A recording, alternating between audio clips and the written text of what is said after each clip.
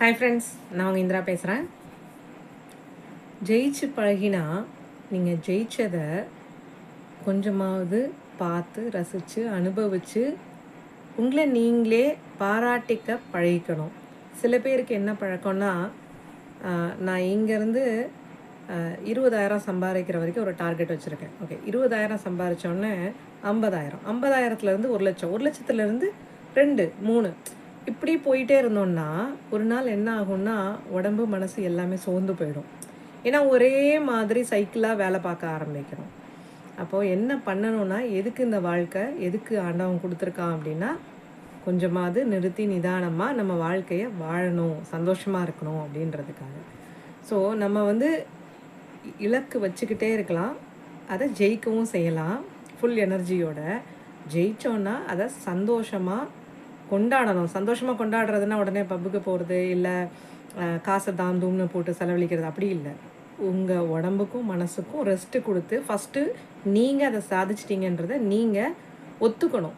ஒத்துக்கிட்டு கண்ணாடி பார்த்து பேசணும்னு நம்ம முன்னாடியே சொல்லியிருந்தோம். ஸோ உங்களை பார்த்து நீங்கள் பேசுங்க. பரவாயில்ல, நீ இவ்வளோ தூரம் பண்ணிட்ட, நினச்சதை சாதிச்சிட்ட, சூப்பர், இனிமேல் நம்ம நடக்கிறது எல்லாமே இதே மாதிரி தான் இருக்கும் அப்படின்றத நீங்களே செல்ஃப் டாக் உங்களுக்கு நீங்களே பேசி பழகணும். உங்களுக்கு பக்கத்தில் இருக்கவங்க உங்களை பார்த்து பேசி அப்ரிஷியேட் பண்ணி இதெல்லாம் செய்யணும்னு நீங்கள் எதிர்பார்க்கக்கூடாது. உங்களுக்கு நீங்களே பண்ண ஆரம்பிச்சிங்கன்னா அடுத்தடுத்து நீங்கள் எடுத்து வைக்கிற எல்லா காரியமும் வெற்றியாக இருக்கும்.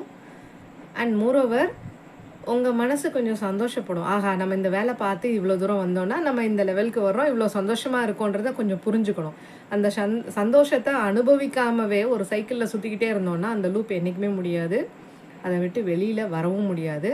தேவைகள் அதிகமாகிக்கிட்டு போக போக நம்ம சம்பாத்தியமும் அதிகமாகணுன்றது போகவே ஒழிய கடைசியில் வாழ்க்கையை வாழவே மாட்டோம். அதுக்குள்ளே வாழ்க்கை முடிஞ்சிடும்.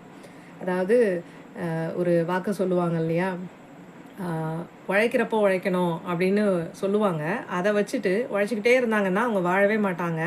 உழைச்சி முடித்து பணமெல்லாம் இருக்கும், அப்போ அவங்க வாழ்கிறதுக்கு வயசும் இருக்காது, உடம்பும் இருக்காது.